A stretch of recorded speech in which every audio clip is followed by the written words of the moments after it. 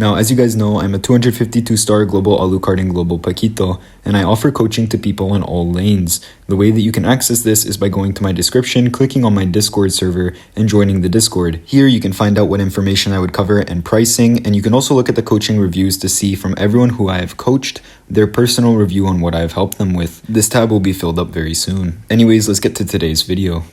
Have you guys ever noticed that in pro scene, mages always seem to be in the perfect position? But then when you play Mage, you always just seem to get caught out every single time. Well, fear not, because in this video, I'm going to cover positioning and rotational tips for mages to ensure that you're getting maximum value while dying the least amount of times possible in a match. Now in this game specifically, I do die twice, and I'm going to explain to you guys what I did wrong and what factors I was and wasn't paying attention to that led to my 2 total deaths. Either way, let's get into this video. Now, the build that you are seeing on screen is typically my favorite build for Xavier. In this match though, I don't end up building exactly this way, for certain reasons which will be explained throughout the course of the video. Either way, I like starting off with one of these little mana amulets because it helps me maintain my mana during the laning phase, and then I can immediately go for my cooldown boots right after, so I have the movement speed and the 10% cooldown reduction until I get my enchanted talisman, which at that point I have 30% cooldown reduction and I'm able to spam a lot of skills. Here's my first mistake of the game. I'm already way too aggressive on the minion wave. Considering that Hylos wasn't there at the start, I should have played more patiently, but we are fortunate that Valentina and Chang'e weren't waiting on that right side, because they could have easily forced my flicker. Here I'm pinging to Hylos that I want to play the right bush in mid lane because our jungler is pathing towards Letho, so let's see if we're able to set them up to be able to take this Letho safely.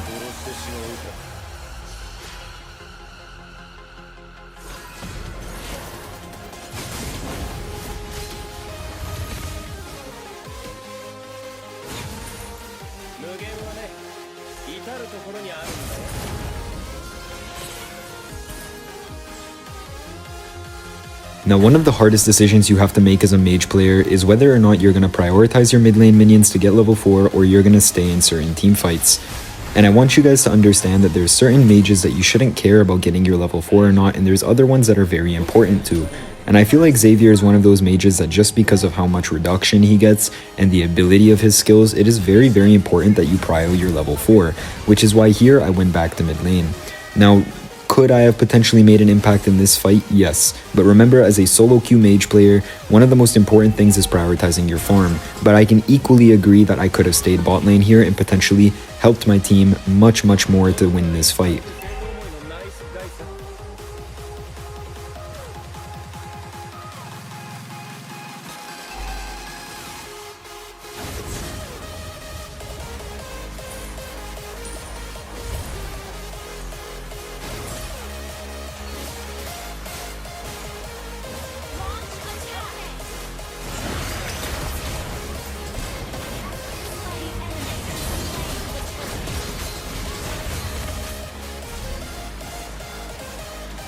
Now you can see that even though my positioning was very aggressive, it was mostly used to bait Alpha, and unfortunately we just didn't have the damage to burst him.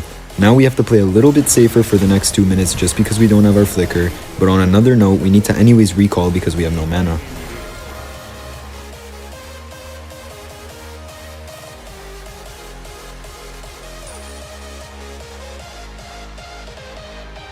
It seems like this Selena knows who I am.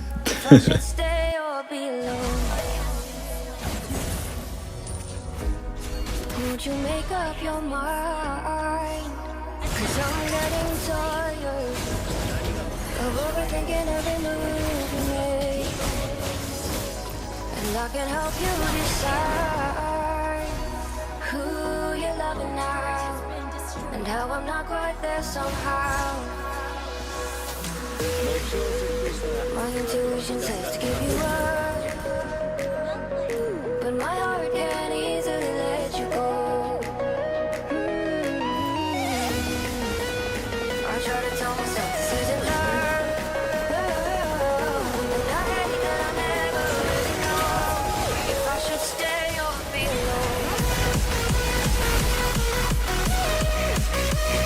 The reason why Xavier was such a good pick here is because he counters the Valentina counter to Lucas. He also counters the Alpha, and he's a pretty good pick into Guinevere as well, as long as you're not getting caught out.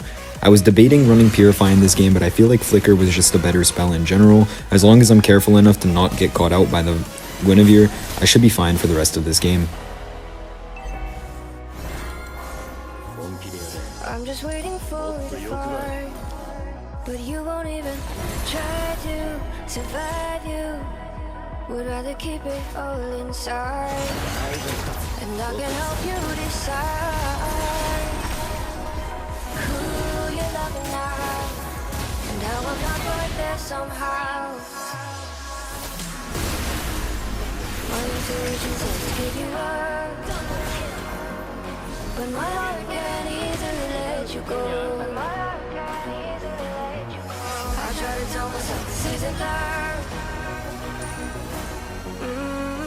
but I hate that I never really know if I should stay or be alone. Now here my jungler should have stayed on the turtle. I don't think it was a really good idea for her to come up onto this Valentina, who had absolutely no chance of killing me because it is Valentina tank roam. But either way, it doesn't matter. Let's see if we can still get this turtle.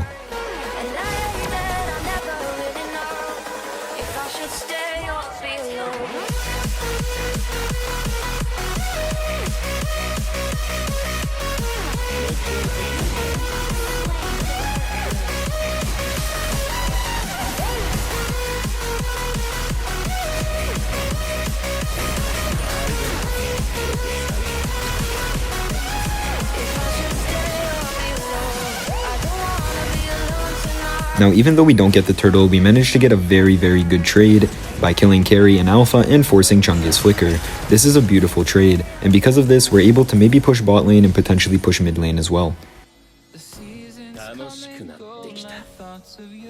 Your team destroyed a turret. Like a wave returns to the sea into the blue.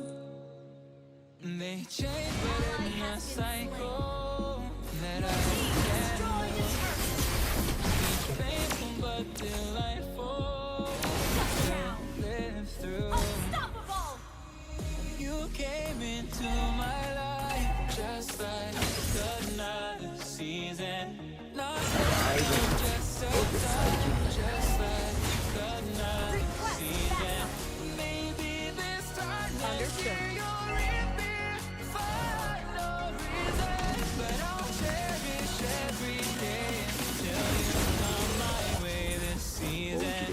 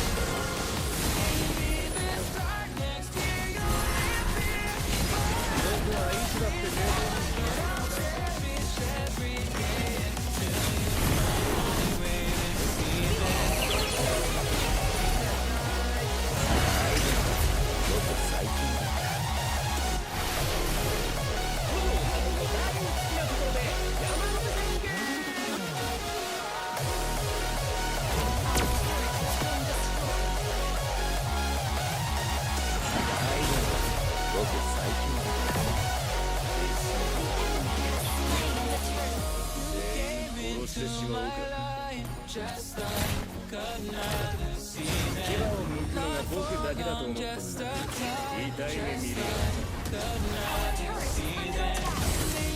Honestly, if Guinevere landed this combo on me, I was 300% dead. Let's count our blessings, yeah?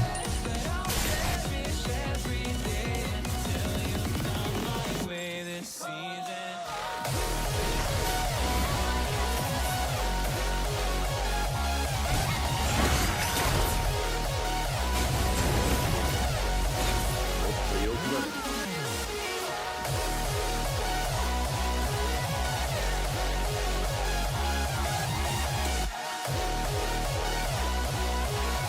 Here I felt like this position was a bit too aggressive, so I decided to back more. And the reason why I felt this was too aggressive is because they have 4 people on the enemy team who every single one of them individually could mess me up, and I don't want to be forced to use my flicker if I don't have to. And because we decided to play more back here, it was a quicker rotation down to bot lane for Leslie.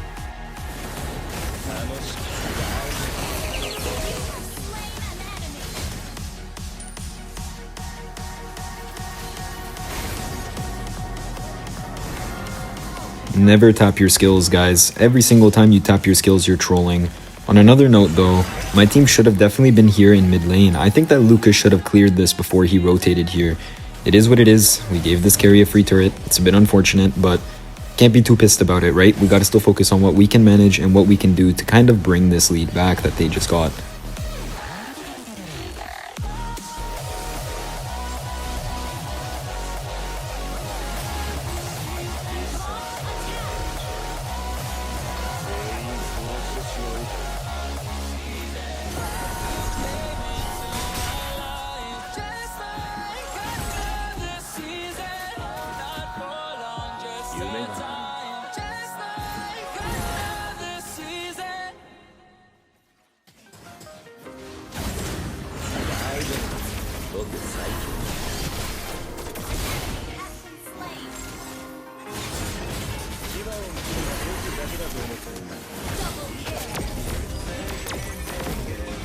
Yep, the Guinevere just caught me. And why? Because my position was way too far up.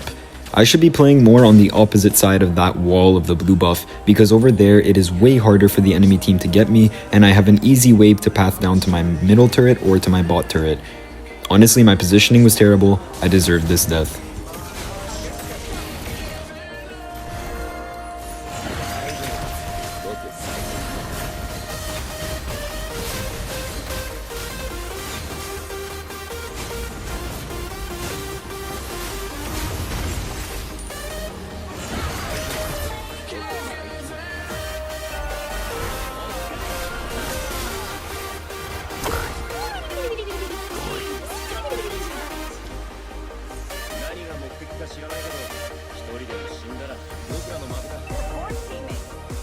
Now, even though we have a free Lord here, I still want my Hylos to play around me, because Hylos and Xavier is a super annoying combo. So because of this, what we're gonna do is wait for Hylos to walk up first before we try to force anything.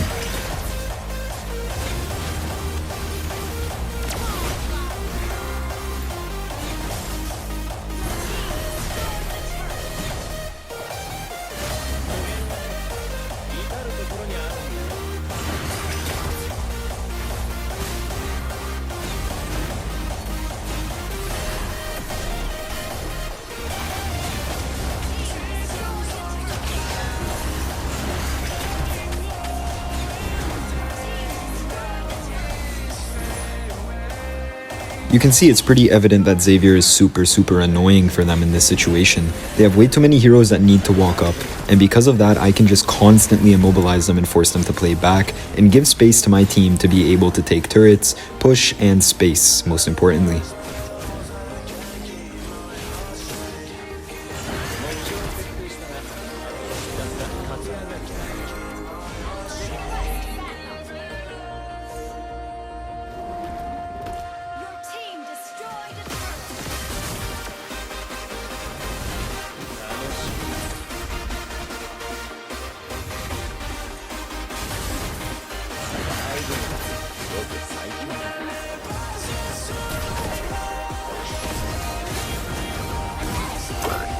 Here, I should have really been dead. Again, my positioning is way too aggressive. I gotta remember that I gotta play 10 to 20 meters behind my tank at all times. I was way too close to Guinevere, and we are super lucky that she messed up her flicker combo. If she didn't, no way I live.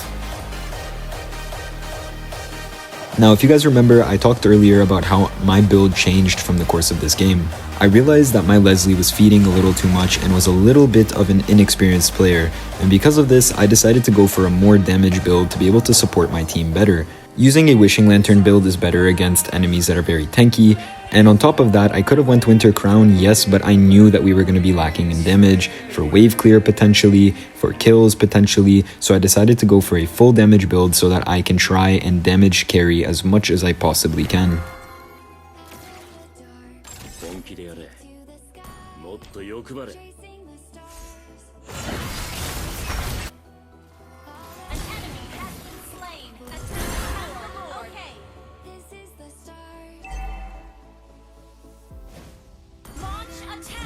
Now, even though Alpha is dead and this should be a free Lord, I call out to Lucas that we should clear one more wave on top lane. On the other hand, my Hylo should be playing on that left bush mid, because he needs to be able to jump to help Leslie here, but instead, Hylos isn't paying attention to the map, Leslie dies, and then this happens. Now again, my positioning is absolutely terrible. I could have waited in that bush for Hylos to show up or for Lucas to show up, and then I could have showed myself, but instead, I walked right into the carry and died for it. On the other hand, yes, Hylo should have been there like what I am saying, but I definitely could have done a better job myself. Remember when I mentioned that Leslie was a little inexperienced? Well, watch this. Like, honestly speaking, what is Leslie doing in this position? I don't know, man. Since we're one of our team's main sources of damage, let's make sure we're always playing as safe as possible while still contributing maximum value.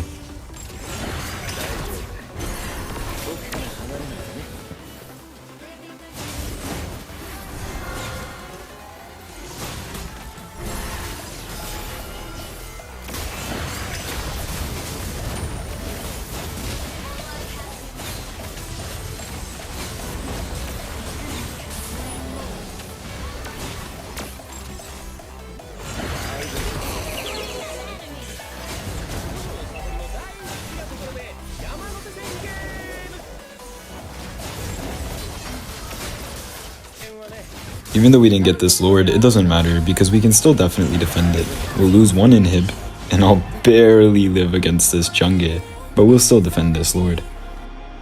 Our turret is under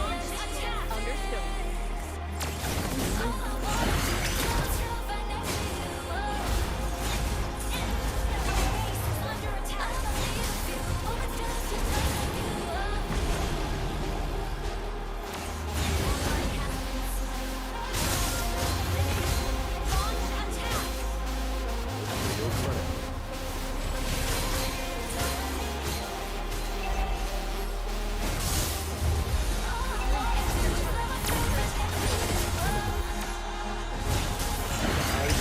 Understood. What is this Guinevere doing, bruh? Honestly, I'm super thankful that Guinevere wasn't too experienced. I should have died a couple more times this game.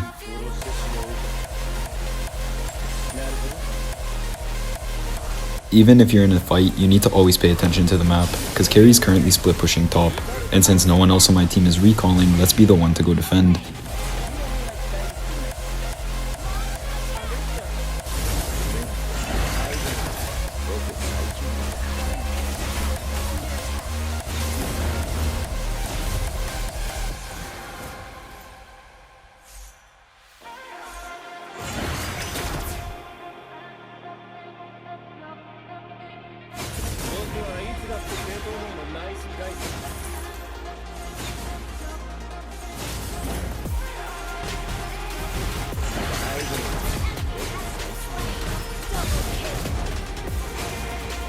With 3 of them dead and waves pushing, we need to immediately switch our focus to ending this game. We don't need the Lord when 4 of them are now dead, and we can 100% end.